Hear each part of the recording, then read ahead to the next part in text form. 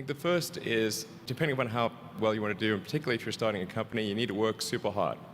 So what does super hard mean? Well, when my brother and I were starting our first company, instead of getting an apartment, we just rented a small office and we slept on the couch. And we showered at the YMCA, and we had just one computer. So the website was up during the day, and I was coding at night. 7 days a week, all the time.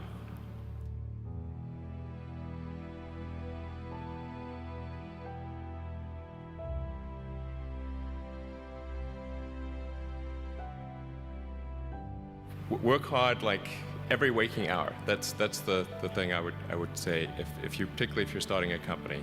And I mean, if you do simple math, say like, okay, if somebody else is working 50 hours and you're working 100, you'll get twice as much done in the course of a year as the other company.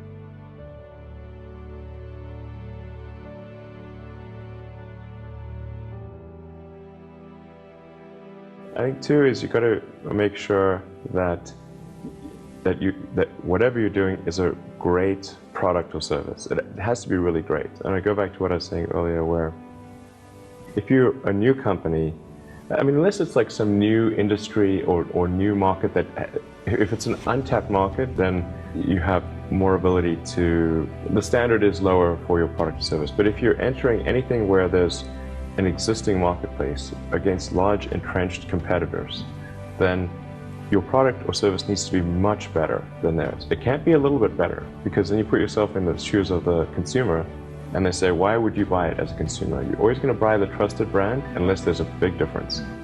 So a lot of times entrepreneur will come up with something which is only slightly better.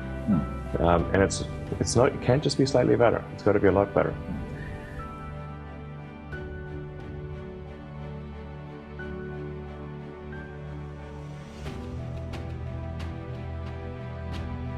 The other thing I'd say is that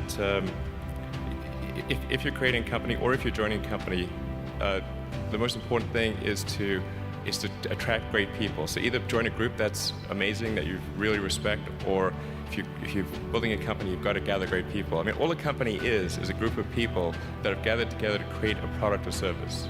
And so depending upon how talented and hardworking that group is, and the degree to which they are focused cohesively in a good direction, that will determine the success of the company.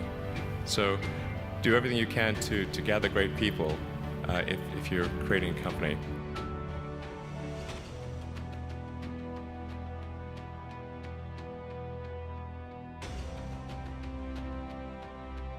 Then I'd say focus on signal over noise. A lot of companies get confused. They spend money on things that don't actually make the product better.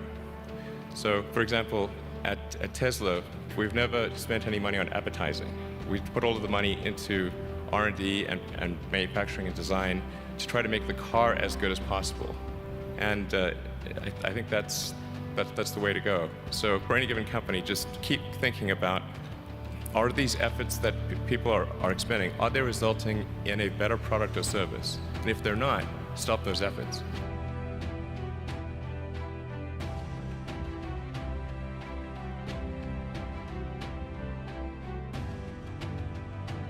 And then I think the final thing I would encourage you to do is, now is the time to take risk. You don't have, you don't have kids, but as you get older, your obligations increase.